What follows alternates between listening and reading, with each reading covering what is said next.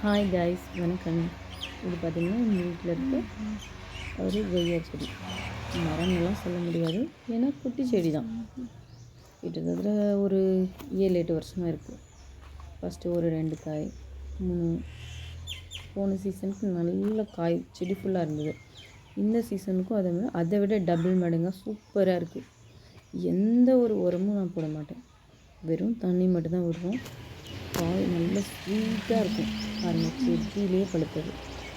சூப்பராக எல்லோ கலரில் நல்லா அழகாக இருக்குது. செம்ம டேஸ்ட்டாக இருக்கும். சின்ன செடியிலேருந்து வச்சுருக்கேன், எந்த ஒரு உரமும் கிடையாது.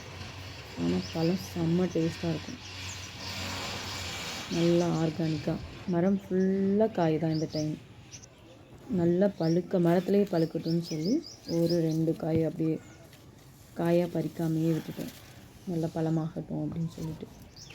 பாருங்கள், இவ்வளோ சூப்பராக இருக்கும். இது குட்டியாக இருக்குது, சின்னதுலேயே நல்லா கடித்து சாப்பிட்ற அளவுக்கு நல்ல ஒரு பழமாக இருக்குது.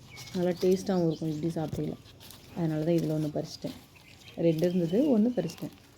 நல்லாயிருக்கும், நல்லா இனிப்பாக சூப்பராக பார்க்க எத்தனை பேருக்கு பாருங்கள். நல்லா இருக்கா, அழகாக இருக்குது.